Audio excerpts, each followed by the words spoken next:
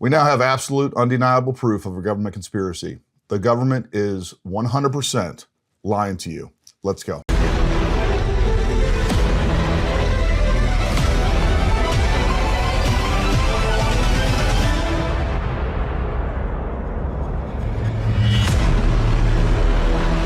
Hey folks, Gary here with Paramount. We got a lot to cover today. Look, the reason there's always going to be a bunch of government conspiracy theories is because there are layers upon layers upon layers of government conspiracies, period. There is. That absolutely does happen. Sometimes we see some obvious, proof of that. Sometimes our intuition just tells us the people that we're watching on the screen are lying to us. They are not describing events as they actually unfolded. And it's our job, U.S. citizens, we the people, to hold them accountable and to make sure that we can do everything that we can to make them stop lying to us, because they do. And there is an agenda, without a doubt, with every single event that takes place in this country and in the world for that matter. Our government and the political party that is most tightly aligned with them at the moment, the Democrat Party, they are all really good at capitalizing on those events and reformulating the optics to point and push toward a certain narrative, which ultimately leads to a certain agenda. And we need to be very aware of what is going on with that. So today I'm going to show you undeniable proof. There is 100%, the government is lying to you, and there is a conspiracy around the events that took place, during the Trump assassination attempt. So just within a couple of hours after the assassination attempt took place, we immediately heard that the shooter, Thomas Crooks, was a registered Republican. And that was all over the news.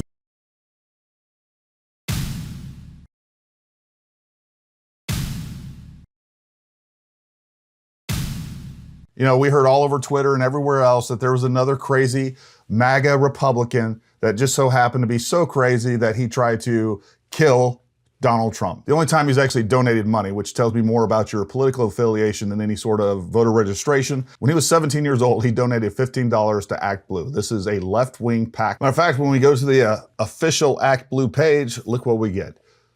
Donate to elect Kamala Harris and support Democrats nationwide. And we go to another one of their pages. We have $14 billion raised for 100% left-wing Democrat socialist causes since 2004. $15 of that, at minimum, by the way, came from Thomas Crooks. And then all we have to do is go to the headlines of NPR, which is, a Democrat, state-ran media source, where we have social media account with extremist comments could be tied to Trump gunman. FBI says testifies in front of Congress. Well, let's hear what the Deputy Director of the FBI, Paul Abate, had to say, sworn under oath, testifying to Congress. Something just very recently uncovered that I want to share is a social media account which is believed to be associated with the shooter in about the 2019-2020 timeframe. There were over 700 comments posted from this account.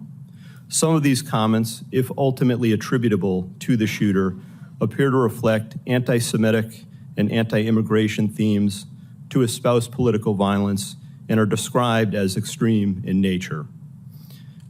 While the investigative team is still working to verify this account to determine if it did in fact belong to the shooter, we believe it important to share and note it today, particularly given the general absence of other information to date from social media and other sources of information that reflect on the shooter's potential motive and mindset. These are the facts, in part, that the investigation has revealed to date. While the shooter is dead, our work is very much ongoing and urgent. So there you go. That is the FBI Deputy Director's sworn testimony. The man that has more evidence on all of this, he didn't share it with you, keep that in mind, but that is a sworn testimony to Congress that so far, the information that they've received on his social media accounts suggests that he is a right-wing extremist, that he has anti-immigration and anti-Semitic tendencies and beliefs. That is what he's telling you to your face, the American people. He doesn't show the evidence.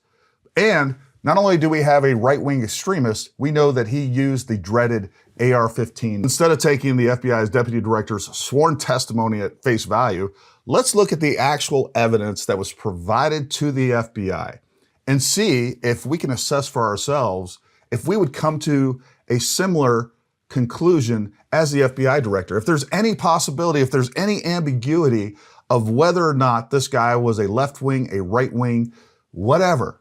Luckily, Andrew Torba, the CEO of Gab, made this evidence that they shared with the FBI public. Let's take a look at what that actually says. So in this very first post, he's providing statistical proof that, basically Biden won. In the second post, he's talking about immigration. He's basically saying, hey, with this executive order, they are no longer illegal immigrants. They're now legal immigrants because of an executive order. That is not how executive orders work. That's not how the U.S. law works, but I digress. In the third post, he's arguing for COVID lockdowns. He's basically saying, hey, the COVID lockdown saved your life. On this other post in the same day in 2021, he's basically saying, hey, the actions that Biden are taking would in no way decrease the effectiveness of Border Patrol, and it will not make the borders any less safe. Well, that was in 2021. I think we know what the ultimate outcome of that was. And you can read the final post that gives us any information, but basically he's saying that Trump has never done anything, or the GOP has never done anything that the left wanted to begin with.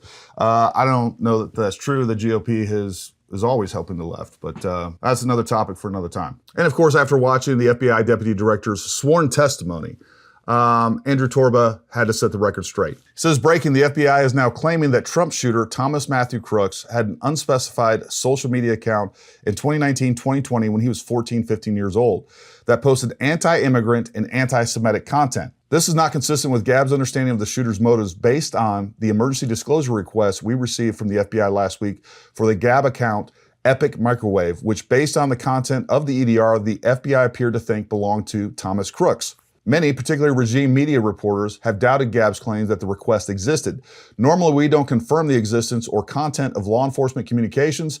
In this instance, we had to make the exception due to the overwhelming public interest in disclosure and transparency. As a courtesy to law enforcement, we're not going to post the entire request. This is the first page of that request. The story is this: the account which data was requested was unequivocally pro-Biden, and in particular, pro-Biden's immigration policy. To the best of Gab's knowledge, as of 2021, Crooks was a pro-lockdown, pro-immigrant, left-wing Joe Biden supporter.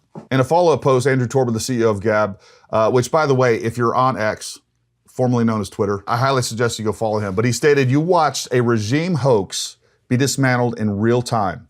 Their plan was to paint Crooks as a far-right extremist and scapegoat Gab in the process. Thanks to our quick action and your help getting the word out, we stopped that from happening. All glory to God. So this is what we're dealing with. We have a government official, the government official that's investigating this, that is lying to you. He was hoping that this evidence wouldn't come out. He was hoping that the CEO of Gab wouldn't expose him for the absolute liar that he is. He should be in jail right now for lying to you, the American people, but of course he's not. Let's take a step back and analyze what's going on. We have a Democrat Party and the U.S. government aligning to do everything that they can to take your firearms away from you, to take your Second Amendment rights away from you, to take away any sort of fighting rifle like the AR-15 or other assault rifles, because they don't want you to be armed. An armed populace, as our founders understood, is the last thing that any government that is planning to force its people to do things that they don't want to do, that's the last thing they want. And that's why they don't want you to have an AR-15. If we have an armed government ruling over unarmed citizens, we don't have a government of, for, and by the people. We have a government that is set up to dominate the people. That's not how this works. The only thing that keeps the government in check, the only thing that's going to keep the government equal to the American people, which is exactly how our founders set up the United States to work, is making sure that every single person, or as many people as want to, are actually armed, so that they can fend off a tyrannical government. That's exactly what the Second Amendment was for. That's why it was established. There is no clause that says, hey, the government should be able to have access to these types of weapons and the U.S. population should have access to, flintlock muskets. Let's just quit playing that game altogether. The entire point of the Second Amendment is to ensure that we, the American people, can keep the government in check, and they do not like that. They do not like the Second Amendment. The Democratic Party doesn't like the Second Amendment because the only way that they can force socialism and communism upon you is through force. That's it. And they don't want force met with force. It's as simple as that. That's the game that they're playing. They can pretend all these other things. They're going to decry, security, safety. Folks, safety at the expense of liberty is slavery. You better remember that. And again, what we see, we know for a fact now that the U.S. government is lying to you. There is a conspiracy. And the conspiracy is to take every single one of these events and turn it into an opportunity for them to grab more power, to take your guns. We saw that after Las Vegas. Even Trump was unfortunately tricked into that. He did the bump stock ban, which has now been ruled unconstitutional. But the point is, that is their intent, and we need to see it. We need to see it for the long game that it is, because that is how the left is winning, and the government, who is completely aligned with the left right now, they're winning through incrementalism. One little step, a little bit of erosion at a time, and then the next thing you know, they're in control of everything. You're wearing masks, you're taking whatever medicines they tell you to take, that you don't have a job, you own nothing, and you will be happy, or we will imprison or kill you. That's the point. So you want to talk about government conspiracies, folks, it's unfolding right in front of you. Open your eyes and see it for what it is. If you like content like this, make sure you like, subscribe, throw a comment down below. Make sure you go check us out on our other social media sites. We do cool things on there. And every Wednesday, we have our live Dangerous Liberty podcast at 7 p.m. on YouTube and Rumble. It's live. You get to join in the conversation. We talk about a lot of different things: guns, gear, training, politics. We have special guests on all the time. So join us. Become part of this community. And folks, open your eyes to what's going on. But until next time, stay armed, stay ready. We'll talk to you soon.